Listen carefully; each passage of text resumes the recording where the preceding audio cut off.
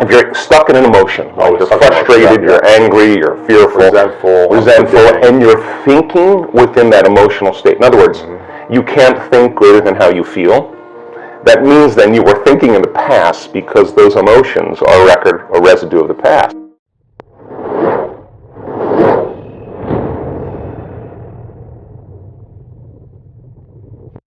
Hello guys, is it possible that we can enter our future reality right now? Because if it is, that means that we are creators of our reality. But how do we create it? Dr. Joe Dispenza explains the whole process, and gratitude takes a big part in this. Before we start, and I leave you with Dr. Joe Dispenza, if you love him and his work, hit that subscribe button and the bell button next to it, and don't miss any of the new videos. Enjoy! So we see people in the process of change that are analyzing in duality or polarity. That kind of drives the brain into higher states of arousal and further away from true change. So we've done thousands and thousands and thousands of brain scans, and we now know that there's a formula to create greater brain coherence, greater brain efficiency, to make your brain work better. And when your brain works better, you work better. At the same time, it requires a clear intention and an elevated emotion to begin to change your energy and to change your life. And nobody changes until they change their energy, right? So then, how do you get a person out of resentment, frustration, into joy and freedom? Why would they feel grateful or joyful or free if the experience hasn't happened? So most people are spending the majority of their life waiting for something out there to take away their emptiness or pain or the resentment in here. Well, if they're waiting their whole life in separation or lack, then and we create reality, then the lack is driving certain thoughts, which is creating more separation and more lack. So teaching people then to begin to condition their body emotionally before the evidence takes place in their life is breaking a significant habit, right? So instead of living by cause and effect, now we're beginning to cause and effect. So the moment you start feeling whole and grateful, we now know your healing will begin at that moment. Yes. The moment you start feeling worthy and abundant, your wealth is coming. You're generating a certain amount of energy, a certain amount of wealth. And so let's stop telling the story of your past and let's start telling the story of your future. And people who aren't defined by a vision of the future, for the most part, are left with memories of the past. Your brain is a record of the past. It's an artifact of everything you've learned and experienced to this moment. So most people wake up in the morning and they start thinking about their problems. And those problems are memories that are tattooed in the brain that are associated to certain people and things at certain times and places.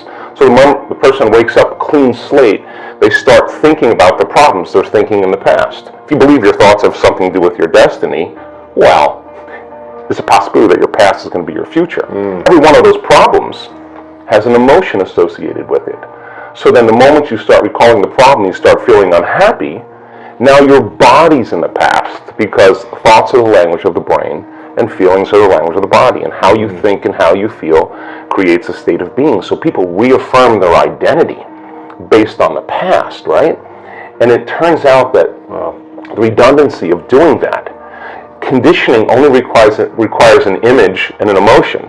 And most people are unconsciously conditioning their body into the familiar past, into the known. So now if you're in the familiar past and in the known, you're going to crave the predictable future, right? That's the known as well. And there's only one place where the unknown exists, and that's the eternal present moment. That's the sweet spot of the generous present moment. So you got to labor to get that person beyond the emotions that keep them tacked or anchored to the past.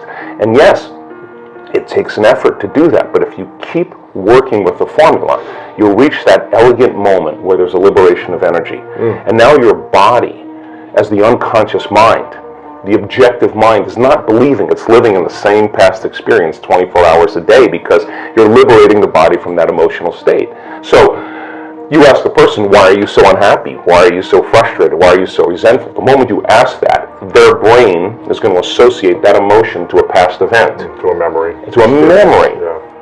But that's because they have nothing to look forward to in their future. So if you're not being defined by a vision of the future, it just means to me that you're more in love with your past than you are with the future. So how do you teach people to believe in a future that they can't see or experience with their senses yet, but they've thought about enough times in their mind that their brain is literally changed to look like the event has already occurred. The latest research in neuroscience says that's absolutely possible.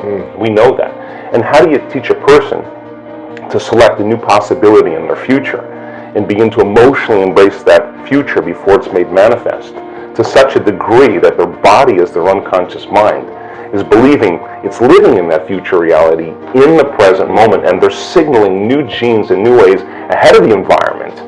Now, till their body begins to change to look like the event has already occurred. We've proven that that's possible. Now think about this. So your body is believing it's living in that future reality in the present moment. Now think about this.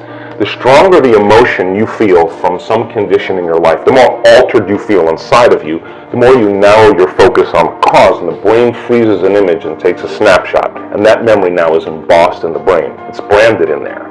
So then people think neurologically within the circuits of those past experiences, and they feel chemically within the boundaries of those emotions. And the stronger the betrayal, the stronger the trauma, the more the body's living in the past, right? So how do you reverse that? So now, if you truly got passionate about a future, we've all done this. You get a wild idea in your mind, and you start holding on to that vision, and you're preoccupied with it. All of a sudden, the thought in your mind becomes the experience, and you start feeling the energy of the future. Now, the stronger the emotion you feel from that vision, the more you're going to pay attention to the picture in your mind, and now you're remembering your future. So it requires a coherent brain, and we now know that there's a formula for that, and we've got beautiful research to show that people can do it. They just have to practice. And it requires a coherent heart, because resentment, frustration, impatience creates a very incoherent heart. And when that heart becomes incoherent, you stop trusting yourself. There's no energy there. You stop trusting in your future. So then, if there's physical evidence in your brain and body, physical evidence to look like the event has already occurred, it's quite possible you'll be thinking neurologically within the circuits of your future, and you'll begin to feel chemically within the boundaries of that emotion of your future. And how you think and how you feel is your state of being. And now your state of being is living in the future instead of the past. Now, the moment you disconnect from the emotion of your future because of traffic or some coworker or your ex or whatever people come up with, now you're back to the energy of your past. Now you're going to start looking for it, analyzing, why hasn't it happened? Well, if you're feeling the emotion of your future, why would you look for it? Because you would feel like it already happened, and that is the place where the magic happens. So then, you can't just do this, get up, and then return back to your old state of being. You got to maintain that modified state of mind. When life happens? Well, let me finish. I punch you in the face right now. How do you maintain?